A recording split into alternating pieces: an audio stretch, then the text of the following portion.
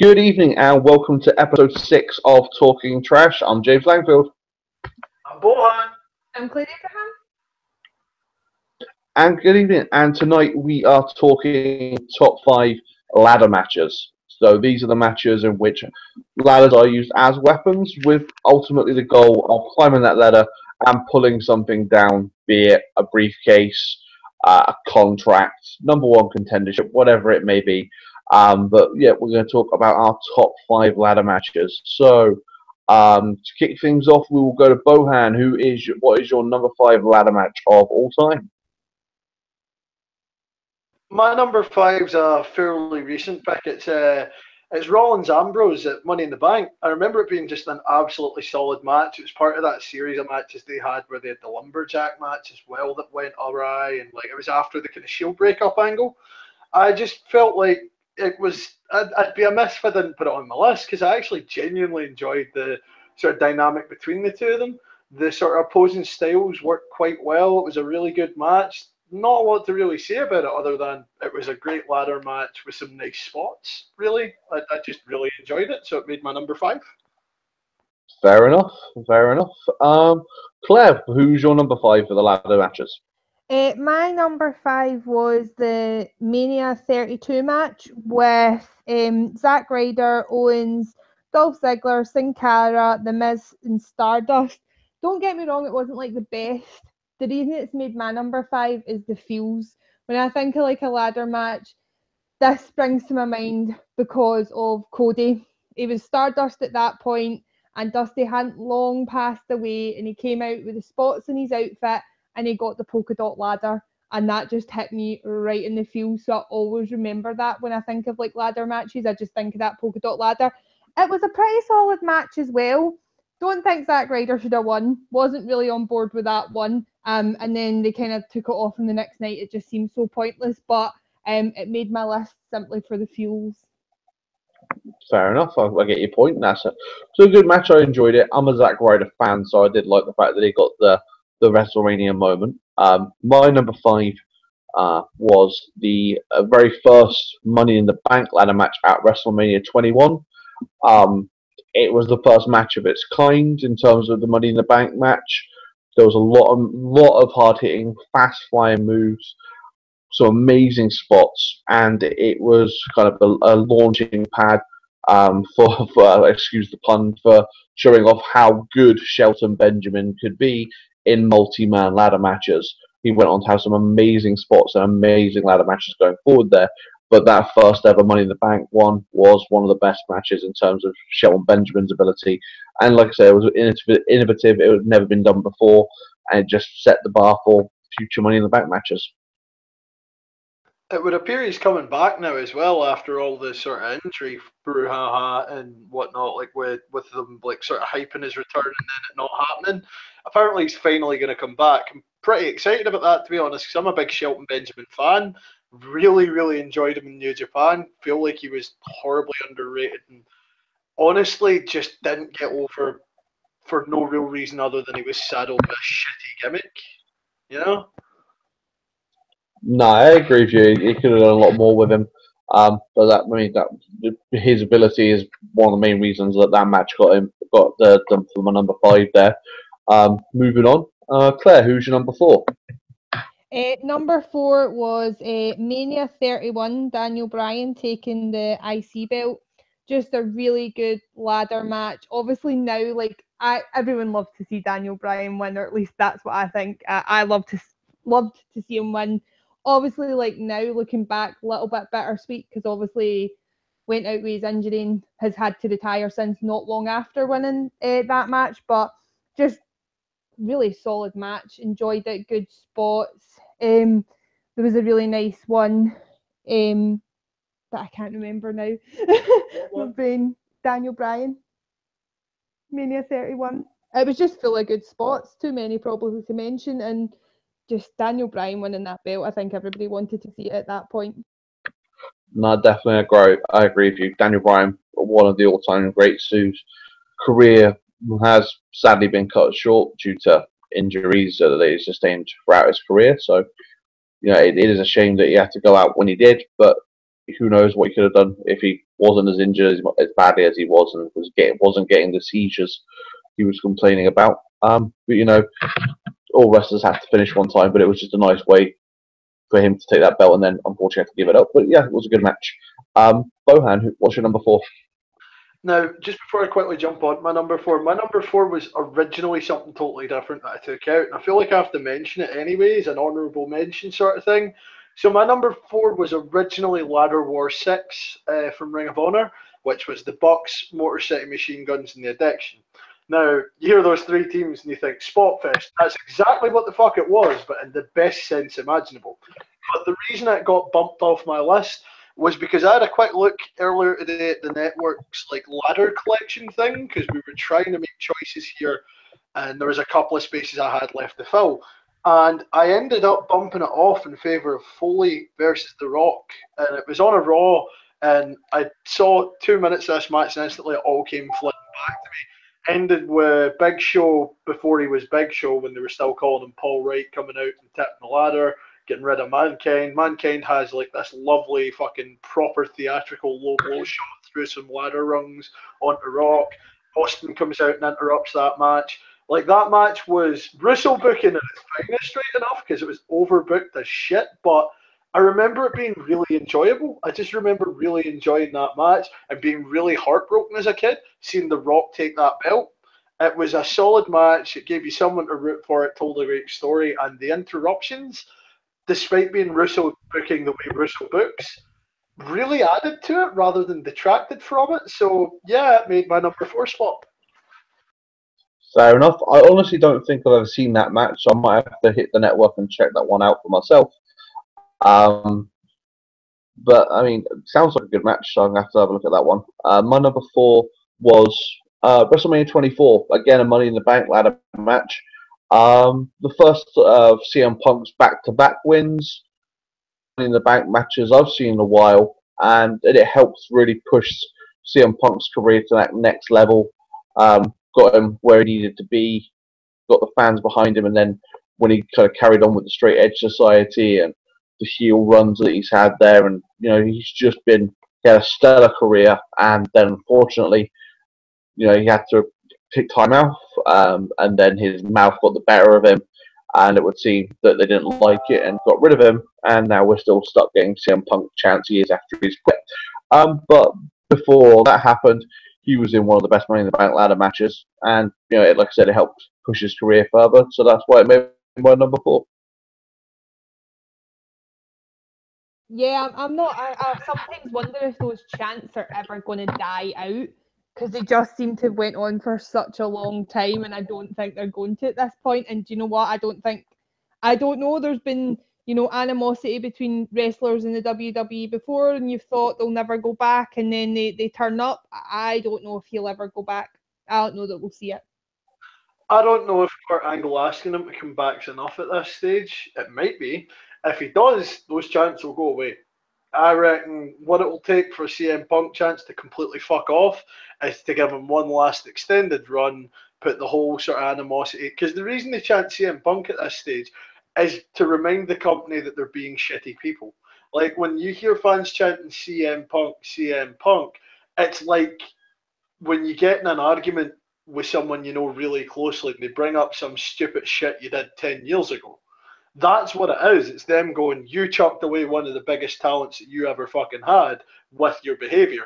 I mean, yeah, his mouth was big and open, but the fact of the matter is, a lot of what he said was perfectly justified. You can see that big ass fucking lump on his back throughout those pay-per-views. That lawsuit will resolve and he'll potentially go back and see what happens. No.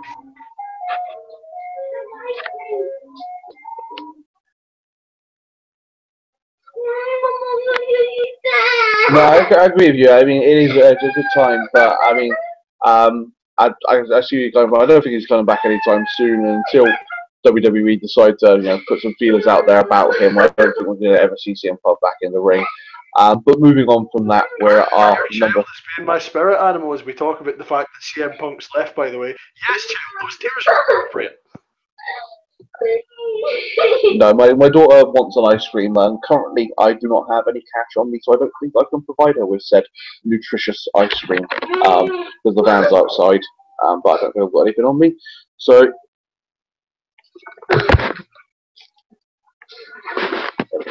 there we go. But we're midway through now, so we're at our number three. So I think I've just sorted out my kid. Claire, who's your number three? My number three, we're sticking for my first three with the Mania theme, and it is Mania 33, The Hardys Return. Just The Hardys Return. We were all hoping for it, but we didn't think we'd get it. Like, I'm quite vocal even when I'm sitting in my sofa. If I'm invested in a match, if I'm enjoying a match, I'm vocal. I'm shouting at the TV. I'm joining in with the entrances. And when the Hardys turned up, I popped so hard. I was like, hitting my legs. It was just so good. And then they returned just generally fantastic form. And all in all, it was a really, really good, interesting match. Great spots, setting up the ladders in interesting ways, like, from the apron to the barrier, the crowd barrier. And, it just was a really kind of intense, good match. And obviously the Hardys coming back really energized it. No, I agree with you. It was a brilliant spot. Didn't see it happening. Didn't see it coming. It was a brilliant spot. And then as soon as the music hits, I popped as much as you probably did. It was a fantastic match. I really enjoyed it. Didn't make my list, but it was a very good match. Bohan, who's your number three? My number three is another one of those ones that everyone listening is probably going to go, what the fuck? Like, why aren't you picking stuff off of pay-per-views? How the fuck's anyone else meant to remember this? But this one really stuck with me, and it's Rob Van Dam versus Eddie Guerrero. Intercontinental belt, Raw, probably mid-2000, I think it was. When I was looking over the lists, like, I remembered really vividly, like, a fucking massive spots coming out of this. Just honestly, not much else needs to be said about that match other than Rob Van Dam versus Eddie Guerrero in a fucking ladder match. Like, if booking matches and Wet Dreams had crossover, there it is right there in the middle. Like, holy shit, Rob Van Dam versus Eddie Guerrero. Like, just why not? Every day of the goddamn week. Ladder match, high spots. It's just such a fun match. There's lots of great little spots in it. It struck a chord with me, so it ended up being my number three. That's cool. No, I like that. Once again, it's probably one of the matches I haven't seen, so I have to look into it again. But my number three was Armageddon 2006, the Fatal 4-Way Ladder match. Had some brilliant hard-hitting spots. The most memorable one, probably you guys will remember, and I certainly do remember, is the seesaw ladder spot in which Joey Mercury gets his face absolutely wiped out from that. It was a very good match. Showed Regal off to the best of his ability. And it was a real good match for Regal. Showed Regal off as a good wrestler as well. But certainly it's very memorable for me in terms of it being that spot, that match where Mercury just lost his face effectively because of the seesaw spot that went wrong. But it was a very good match, and that's why it's my number three. Yeah, thanks for that. I'd managed to repress the image of Joey Mercury breaking his fucking nose until now, and suddenly I remember it very vividly. Thank you. Oh, I'm sorry, but it had to be done. It had to be on my list. Even thinking about that spot makes my face feel sore. There's no two ways about it. Even thinking about it makes my face feel physically sore. No, I'm sorry. I'm sorry, Bohan. I'm sorry. But it was, like I said, it was a good match. But moving on, we've hit number three. We're on to the last couple of ones in our list here now. So we'll go to Bohan. What is your number two? My number two is what a lot of people will be asking why it's not number one. My number two is what everyone says is the standard bearer for ladder matches, and it's Shawn versus Razor at Mania 10. And the reason for that being that I loved the two belts angle so much as a kid. I really enjoyed the match. It's a pretty weird match because obviously you can tell Shawn's not really in a workable condition by the time he comes to the ring, given that he gets headbutted and spends about half the goddamn match selling it. But it's a pretty solid match. It's a really enjoyable concept. I really like the idea of there being two belts. Like the interim champion, I hold the actual belt. Which one's the real belt? Oh, who knows? Who cares? Have a fucking ladder match. There's both of them. It's just really good storytelling. It works really well, and there's some amazing spots between those two guys in their prime prior to their issues, like sort of dragging them down. It's really one of those things that you look at it and you kind of think there's lightning in a bottle. Even if Shawn's not at 100%, Shawn Michaels at 60 or 70% is most people at 150. It's a great match. No, I agree with you. That's why I had it at my number two as well. So we're kind of thinking on the same wavelength there. It's my number two in the list as well. For me, like I say, it's one of the first ladder matches, or it is the first ladder match on a pay per view. Set the bar. It does set the bar for future ladder matches. Told how to how to tell a story, how to use the ladder effectively, how not to overuse the ladder. It wasn't as if it was ladder, ladder, ladder, spot, spot, spot. It was used smartly. It was used to help tell the story. It was used to push the match along at a pace, and it was used, to get to the end of it. And it was nicely used throughout the entirety of that match. For those reasons, it made my number two as well. So Claire, who was your number two? So for my number two, I've taken a wee step away from the WWE and I've went to ICW's Still Smoking, which was the Bucky Boys, the NAK and SDS.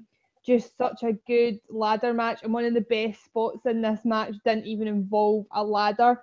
That was Wolfie gorilla pressing BT Gunn off a ledge that was about 20 feet high onto the group of the rest of the wrestlers. It was just so like the trust between the guys to do that spot, and it just looked so incredible, and that everybody made it out uninjured is quite remarkable.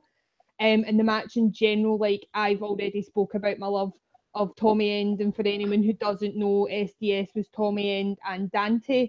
And they won that night, and it was just a really good match. I mean, obviously, Chris Renfrew came down, and Chris Renfrew interference for the NAK was obvious, as it usually is in ICW when that whole thing was going on.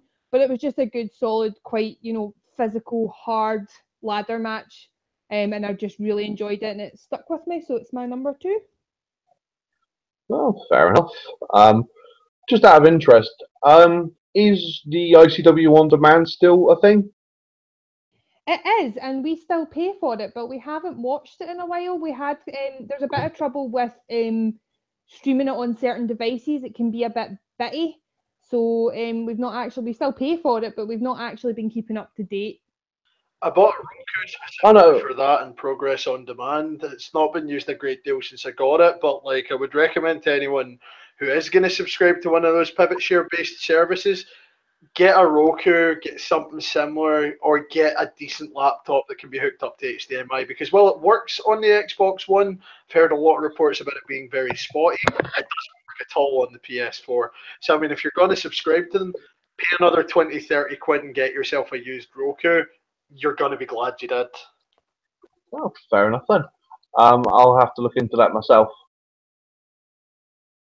But no, I was just wondering, because obviously anybody who's listening who hasn't seen that match can obviously find a way of watching it, and so they can see all the matches that we're talking about and go on from there. But we've finally gone through. We've gone through 5 all the way through to number 1, and we're at the final end of our list here now. So we'll go through our number 1s, and we'll start with Claire. What is your number 1 for ladder matches? My number 1 for ladder matches is Finn Balor, Kevin Owens takeover Brooklyn. Just loved the whole storyline between them when it was going on. Just thought it was like one of those ones where you had to do one of those matches because they'd already been fighting. You had to kind of up the ante on it.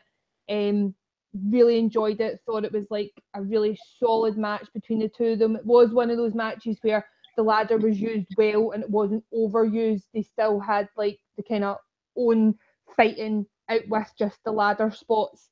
And it was just really enjoyable. And I just think it's one of the best ladder matches I've ever seen, which is why it makes my number 1. Fair enough. It was a fantastic ladder match. I have to agree with you. Didn't make my list, but I agree with you. It was a fantastic ladder match. And it was just that kind of progression of matches between Finn and Kevin that they ended up with that ladder match. It was just a brilliant one to end that. And it was Very good match. I did really enjoy that. Bohan, what did I put my teeth in? What is your number one? So I've kind of cheated a little. My number one it is still technically a ladder match. It still counts. It's a TLC match, right? Granted, yeah, but it's not the Mania X7 one. It's the SummerSlam one with the Dudleys, the Hardys, and Edge and Christian. I mean, don't get me wrong. I really, really enjoyed the match they had at Mania, and the Edge spear spot and DDT'd himself real hard on the fucking canvas is brutal to watch, but really added something at the time. But there's something about the SummerSlam one that just sticks a lot more with me. I just remember it being a better paced match, being better put together, ending quite well. It's hard to pick from the TLC matches that were had. I mean, the trilogy they had was pretty solid, but I would always go back to that SummerSlam one. It just felt like a better match. It felt like the X7 one, while it's great, it ends with a lot of sort of dusty interference at the sort of the end of the match and everything. You feel while there's still like sort of elements of that kind of stuff, and while there's still a sort of dirty finish elements within the one from SummerSlam, it just feels like a better all-round match. It feels like the Dudleys are more involved in that than they are the X7 one. It just genuinely feels like three teams and anyone could walk away with it. So for my money, it's the best ladder match I've ever watched. I've always really enjoyed it, and I'd happily go back to that. As good as the X7 one is, the SummerSlam one just ekes it out for me. I'm sorry, Bohan, but I'm disqualifying your number one. That is not a ladder match. It is a TLC match.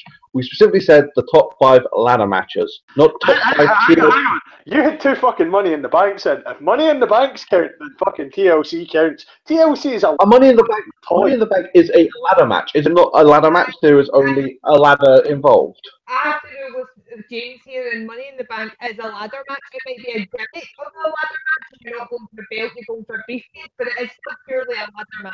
Oh, fuck both of you. How does a TLC match end? Remind me. A TLC match, you get something from a ladder, but it's not, strictly speaking, just a ladder match. There is tables, ladders, and chairs. That counts. Well, that's a difference of opinion, and that's for other people to decide. But for me, I don't agree with that. You're number one, but we're not here to split hairs. My number one was the WrestleMania 2000 Triangle Ladder match between the Hardys, the Dudleys, and Edge and Christian.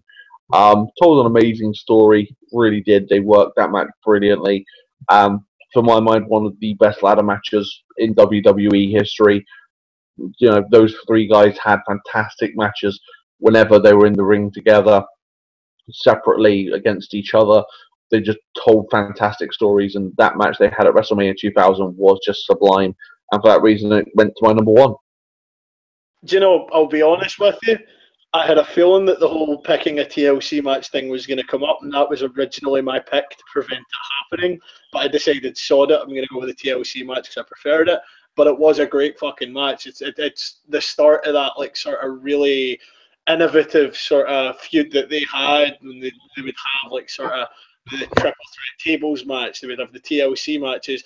Just whenever you put the three of them in the ring, you got something really special. I don't think we'll ever see the like of that again. It's just something that really, those three teams really managed to carve out space for themselves on that card. It wasn't given to them, they made it. No, definitely. It was fantastic. It was an absolutely brilliant one. So we've run down our list from 5 to 1 of our ladder matches. We're now going to move on to a quick review of Great Balls of Fire. Quickly, what did you guys think of the pay-per-view as a whole? Yeah, do you know, I actually thought, I came away thinking that was a pretty decent pay-per-view. There weren't that many dips in it. Matches were pretty good. I think when we got off the live chat last time, I said to you, me and Bohan are really bad at predicting, but we did not bad this time round. Only got 2 wrong. Lot of blood, lot of bursts in this. I don't know why it was so accident prone, this pay-per-view, but I think overall it was pretty decent. I'll give them that. It's been better than the ones lately have been, I think. It really didn't feel normal. I say normal for now, WWE pay-per-view. It did feel that a little bit harder edged. I don't know if it was just because of all the hard way blood or just the stories they were telling, but it was a significant improvement on SmackDown's effort this month. That much can definitely be said. I was pretty happy with that card. I really enjoyed that show, and it didn't feel as barren as Money in the Bank. That alone was enough for me to be pretty happy to give it a pass. But there was a good show in here and a lot of good matches. No, there were some really good matches. I did quite enjoy it. One thing I did notice that I was just looking through the card. Any long matches other than the 30-minute Iron Man match for the tag belts and Braun Strowman and Roman Reigns the ambulance match, which went just over 16 minutes. Most of those matches were around about the 11-12 minute mark, so they weren't all that long. It didn't feel like it went on. It didn't feel like it dragged or anything. It didn't feel like the match went over too quickly. Every match to me felt like it had kind of just an ideal amount of time to tell the story it needed to tell. It was just one of those kind of strange things that nothing was overly long. Yeah, do you know, I didn't actually notice that. I didn't notice that they were particularly short. Because sometimes when you have a short match, you're like, oh, that didn't really build or get anywhere. I didn't feel that with this. I think it was really quite well paced, and I think they did quite a good job. You know, obviously the Roman Reigns Braun Strowman match was a bit longer, like you said, but I think they did a really good job of pacing the matches for this card. And I think they did a really good job of pacing that Iron Man match. That was really probably one of the best Iron Man matches that we've seen recently, and as well just taking like little things like taking a count out, you know, it was just really well done. I think it really showed them off well, and I really enjoyed that match. No, I did as well. I mean, it was innovative in the fact that as well as being an Iron Man, which was the first. Apparently, it's the first ever tag team Iron Man match. I didn't know that until they were talking about it, or the Hardys were talking about it as well. So you know, they do try and do new things, and a tag team Iron Man match is something I didn't. I was thinking I've never seen this before, and then again they say it was never been done before either. So it's one of those kind of innovative things that WWE do from time to time, and I did really enjoy it. Bohan, what was kind of your highlight of the evening? My highlight of the evening, it's kind of a difficult one because it was a pretty solid card. But again, I think I'd go with the Iron Man tag match. I mean, Miz and Ambrose gets honourable mention. I enjoyed that match, but even if a lot of people didn't. I mean, looking down the card, there wasn't really anything that was particularly weak that sticks out. The only problem I really had with that tag match was the fact that Jeff Hardy's fucking shoulder came up before 3 on that last fall. That kind of sucked me out a wee bit. But see, other than that, everything about that, every type of fall, they made sure they got everything in. It just felt extremely solid. It felt quite good. Claire was just going, what was that match we watched? I think you mean the Brock Lesnar Kurt Angle one that used all of them the same way.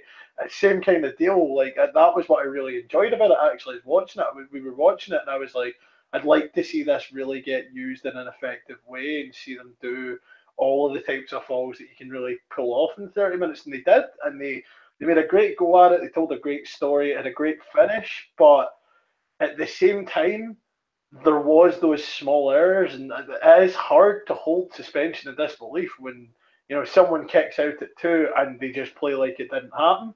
Accidents happen though. I mean, other than that, great match, really solid, enjoyable match. Also, like that first fall, why has no one ever tried that before? And like even just a normal tag match, great idea. Have Cesaro lead him into it. It was fantastic. I saw that spot and I saw the brogue kick land, and I was like, well done, lads. Something I've never seen before. Like, this is really what I enjoy.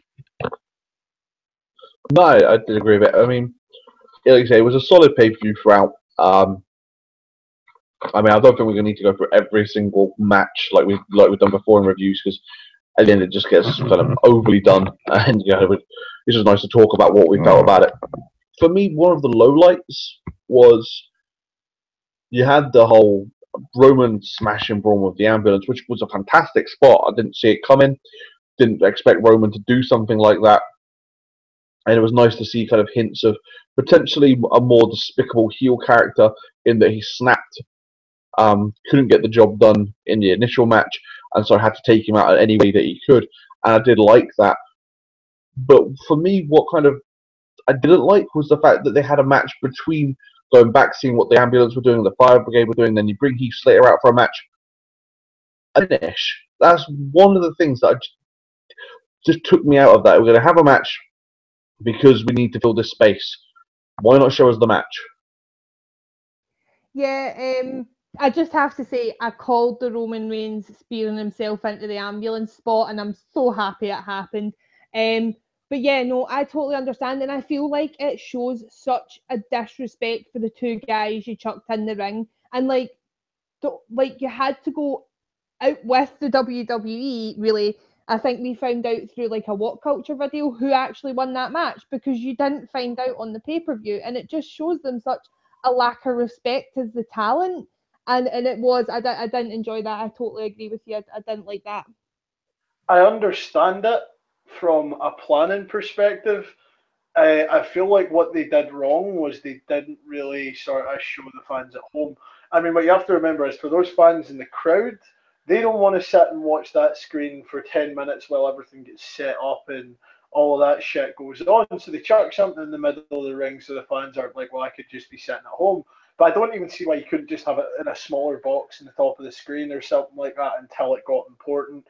It seems pointless to pull Heath Slater out, have him win a match in front of the crowd at a pay per view, and still basically have it be a dark match.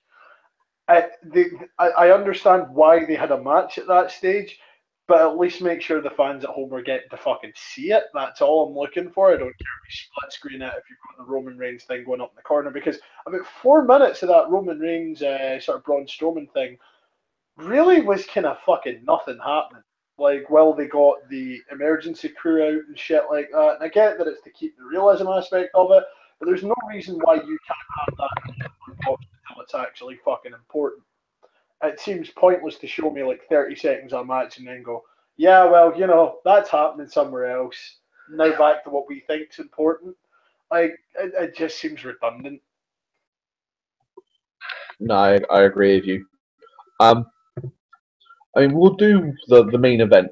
I mean, even though it was only was 6.5 minutes, I did enjoy the Samoa Joe Brock Lesnar match. It was a lot more than we thought it would be. It wasn't a squash match that we thought it would be. That I thought it would be anyway. I did predict that Brock was going to win, so I got one right, at least one right. I can't remember what my predictions were, but I did say Brock would go over. Uh, but I liked it. I like the fact that you saw Samoa Joe literally had him by the balls, could have won that, nearly won that match, and just Brock Lesnar got a lucky F5 out of nowhere and won the match. And I enjoyed it. I like the fact that it still got Samoa Joe the heat as being this monster heel who could take down Brock Lesnar, but just had one moment where he wasn't able to get that job done, where Brock Lesnar hit that F5, and I did enjoy it. Yeah, I agree. I enjoyed it. Same as you. I thought if Brock was going to win, it was going to be a total squash and really quick. For Brock winning, it went a lot longer than I thought it was going to. I thought, it still showed Joe is quite strong. This was one of these matches where I was shouting at the telly every time he got the Katina clutch on. I was like, drop and wrap your legs, drop and wrap your legs, and it just didn't happen. I would have liked to have seen Joe win, but not necessarily that mad that Brock won, but it was a solid match, and it exceeded my expectations for what I thought this match was going to be, definitely. I enjoyed it. It was okay. My problem with this match is that in between all of the shit that was going on that card with the whole Roman Reigns Braun Strowman thing, there was only about 10 minutes, 15 minutes left on by the time the entrances started and everything. I'm looking at it and going, this is already not what I want. And I think I said it previously, the two of them have got the capability to run a great, solid mat-based match that could go on for a decent chunk of time. It would be quite enjoyable. To get this rather than that wasn't really for me. I'm sure we'll get another match between them and we'll maybe get something a bit better coming up. I think we're building to this being a kind of longer term feud for the two of them.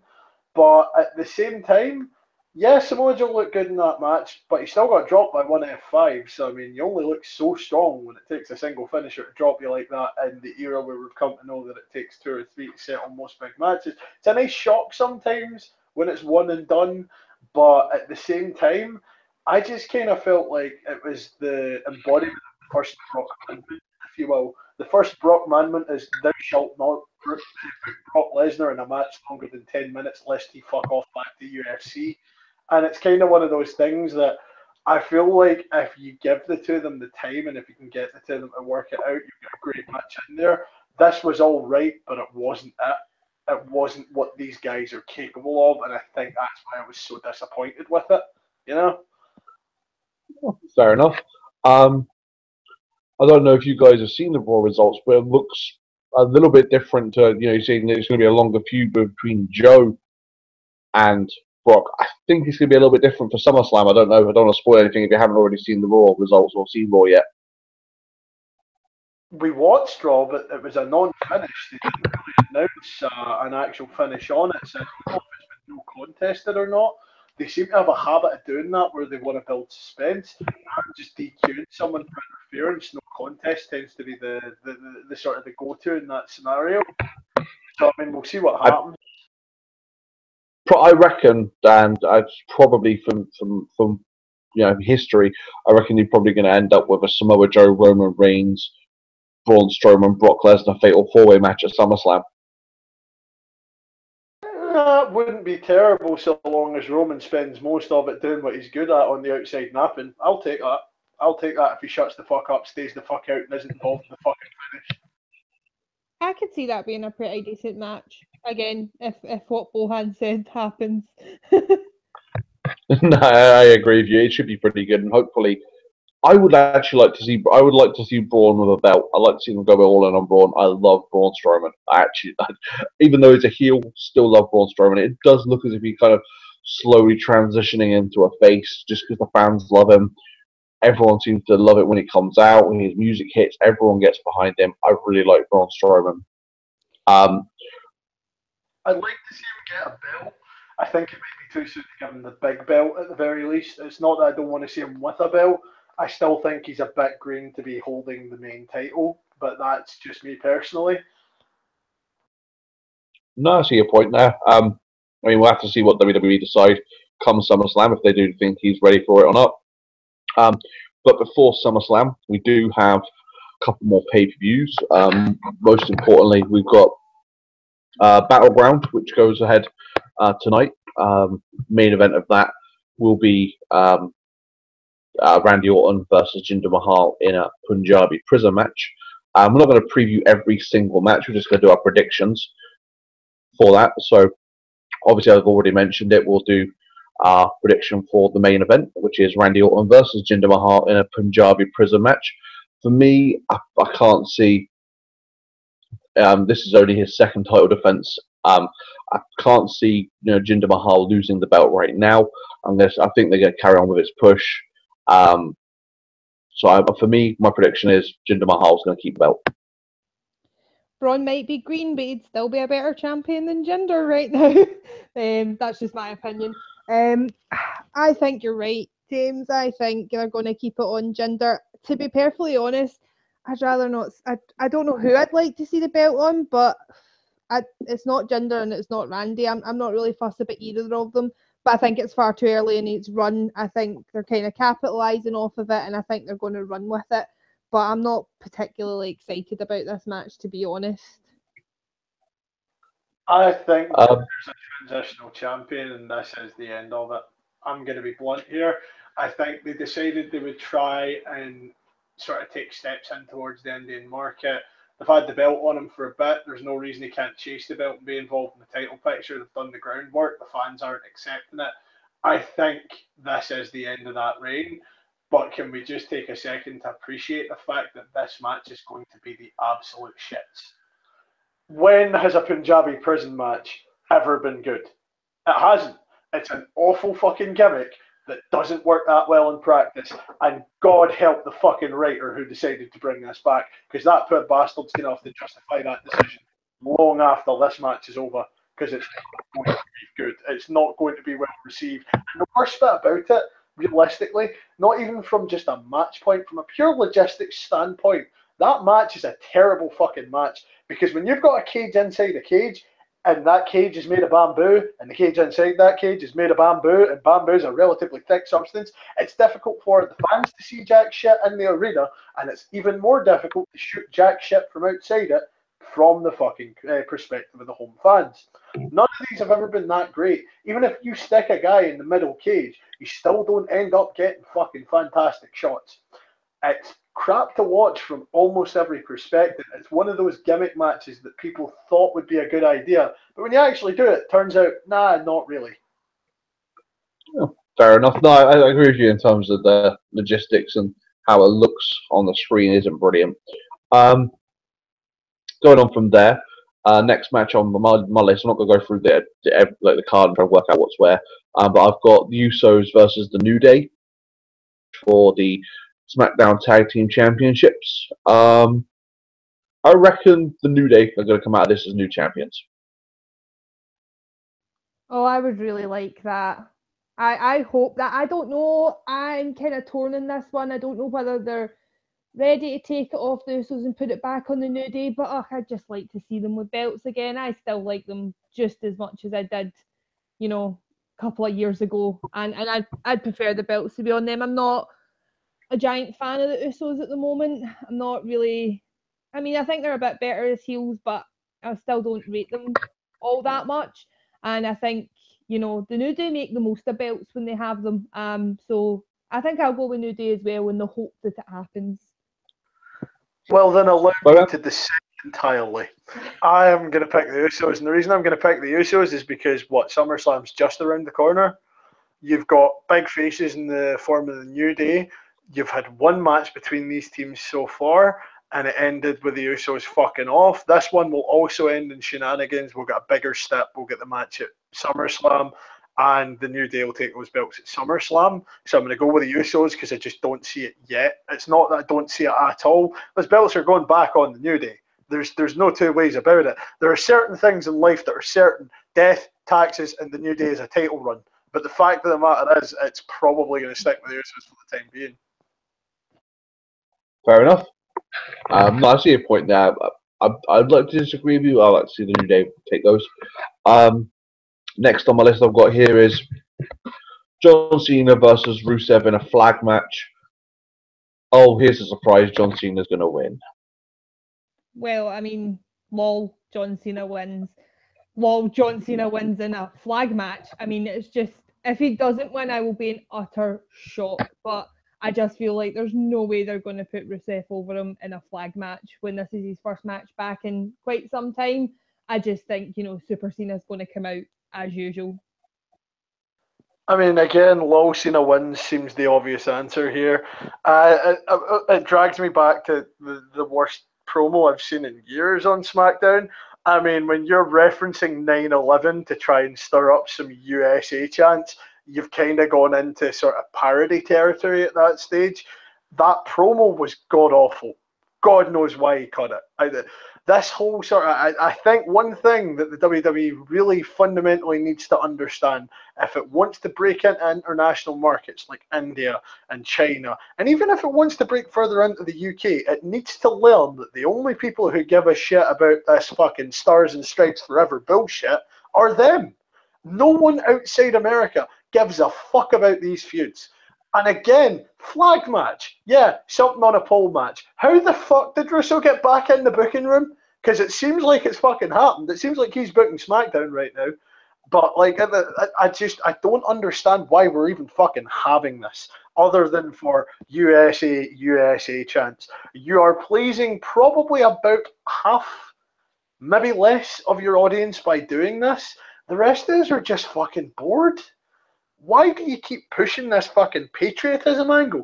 It might work for the live crowd. It might work for a few people, but more than half your fans are watching this going, oh, look, there's the Americans at it again. No, it's absolutely ridiculous. Like I said, it's not a surprise. Cena's going to win the match. We all know it's happening. It's there. Next one on my list was the the women's fatal 5-way elimination match to determine the number 1 contender. You got Charlotte Flair, Becky Lynch, Natalya, Tamina, and Lana. This one for me is kind of tough to call. It does seem that Tamina's getting a bit of traction. Lana could come out of nowhere. Ultimately, though, I think they're going to go with Charlotte and carry on Charlotte. Try and take the title again. But that's me. I don't know anybody else, but I think Charlotte's going to take it. So I'm thinking at this stage Becky Lynch, and I mean, honestly, this was a difficult one to pick from because looking at the 5 of them, well, minus Lana and Tamina, I feel like Lana and Tamina is an ongoing storyline that's yet to unfurl, and that's to give them some exposure for that. But I mean, as far as the other 3 go, Natalya's probably not going to get it. I wouldn't mind her getting another opportunity so long as she's willing to actually fucking work when she gets it, because Natalya can be real good when she wants to be. It's just a matter of whether she wants to be or not. Charlotte, I mean, we saw Charlotte on a title run for a long period of time. We saw the trading the belt with Sasha Banks, that lol, I only win on pay-per-views. I don't really want to see Charlotte Flair in that position again. So the reason for me picking Becky Lynch is hope more than logic. But I'd be more than happy to see Becky Lynch. I just don't want to see Charlotte in that position again because I've grown so tired of it.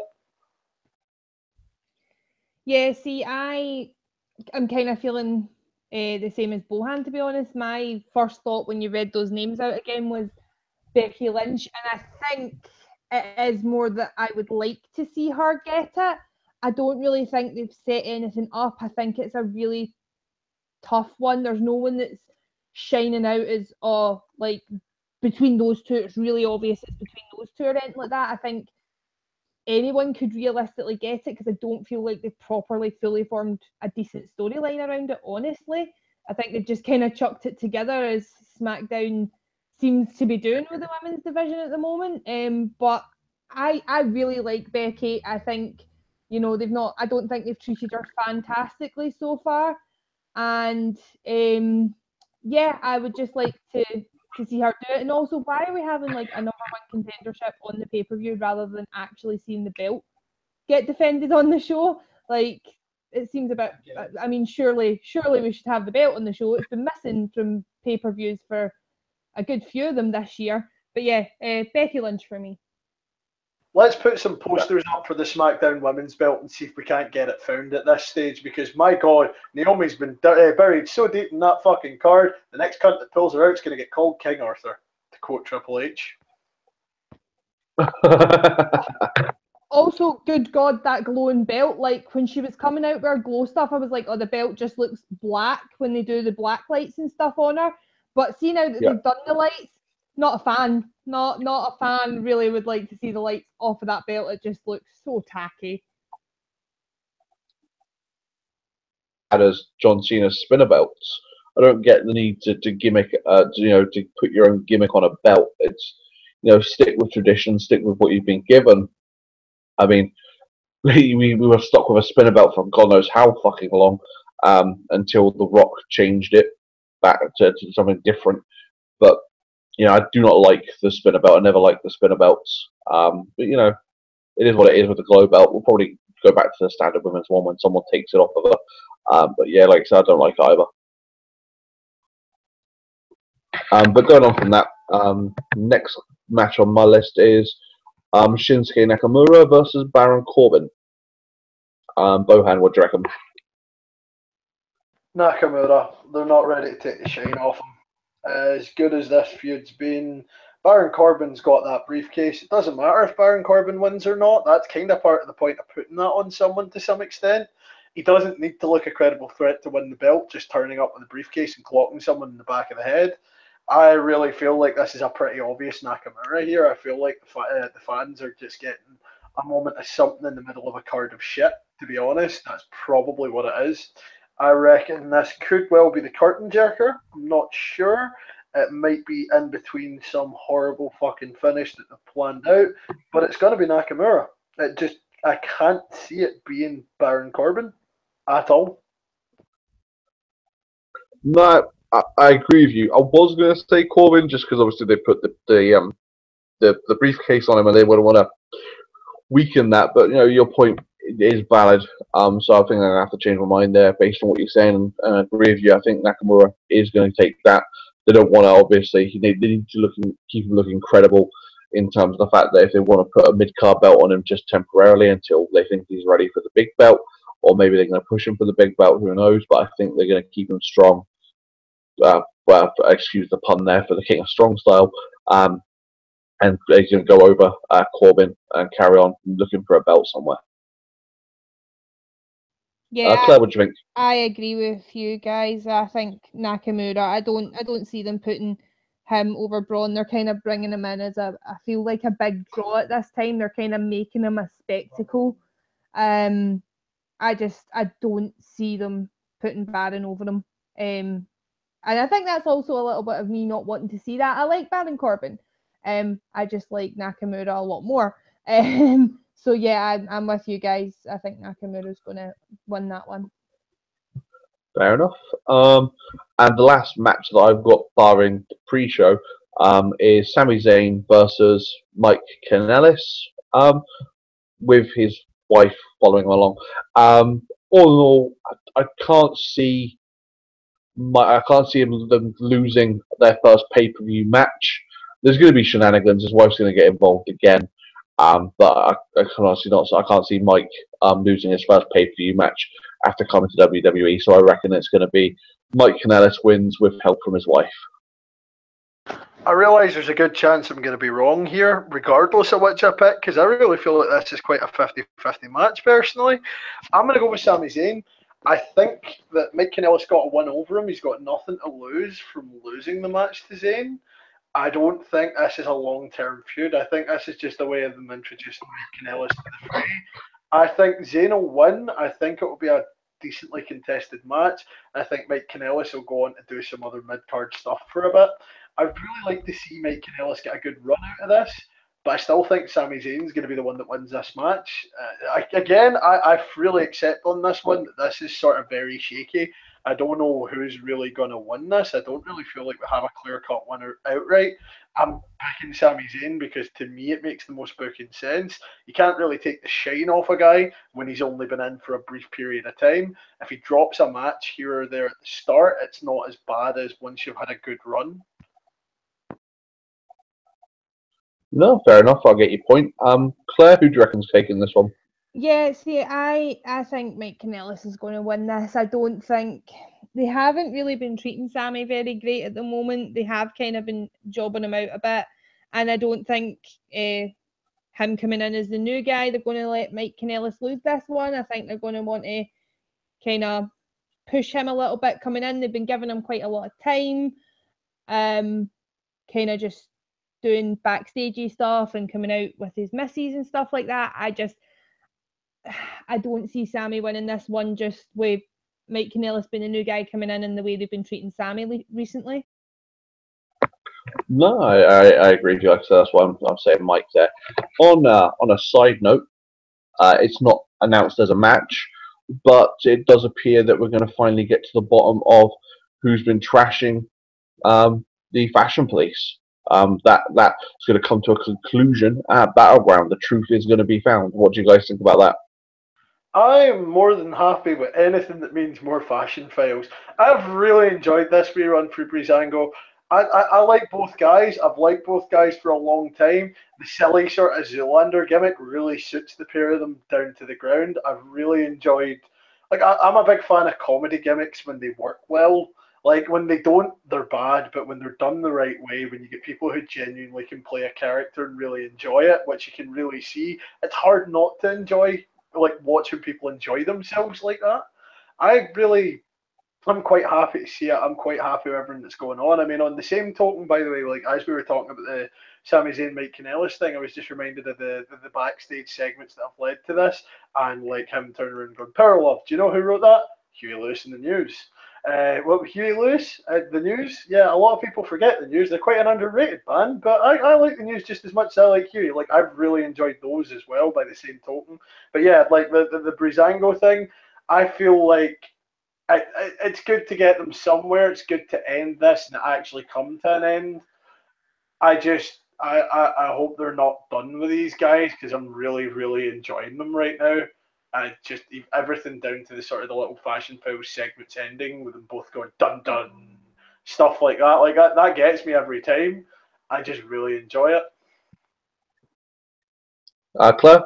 Yeah, I'm looking forward to seeing, the kind of wrap up of it, but I really hope it's not the end for the fashion files. I'm the same as Bohan. I totally love them. I'm a sucker for the cheesiness of them, and I think they've been done really well. Like, there's a lot of stuff like this when the WWE do it that doesn't get done well. I think this has been done fantastically. I'm still really enjoying it, and as much as I'm kind of looking forward to seeing what's going to happen, I hope it's not the end for the fashion files completely. No, I agree with you. I love the Fashion Files. Just from the whole parody when we had, was it Runway Walker Texas Rangers? Then we had the X Files parody and the Miami Vice parody that you've done. They're just It's just fantastic and it's hilarious. You see it, it's so well done. Whoever writes the stuff for them is a genius at writing. Like, to keep that guy on, keep him writing Fashion Files. It is some brilliant work that they're doing, and I can't wait to see if they do any more. And I hope that they do more. Um, but yeah, I'm really enjoying that. Again, I think that's sorry. I was just gonna say again, though, when you look at those comedy spots, there's a couple of writers in the WWE that have a way with them. Like, there's lots of bad ones, but there's still ones that stick out to you. Like, I think, like, the thing I've enjoyed about this most is it really reminds me of Daniel Bryan Kane anger management skits, which were absolutely hilarious. I really enjoyed them. I know a lot of people didn't, but again, I did. I loved those, especially the one where Kane sits down and basically explains his entire backstory as a wrestling character in like 2 minutes, and it just sounds so absurd to hear it said aloud. Like, honestly, when they're willing to go wholehearted into them, and when they're willing not to sort of like half-arse these skits, they're great. I don't know why we don't see more good ones because there's clearly someone who's got the ability to write them. no, definitely. I agree with you there. So we've done our top five. We've done our top five ladder matches. We did a quick review of Great Balls of Fire. We've given our predictions for Battleground. So I think we've said everything that needs to be said for this evening and this episode. So from me, it's good night, and we'll see you next time. Good night. Meh. As Matt from Bohan. So from all of us at Talking Trash, we will catch you next time. Thanks for listening.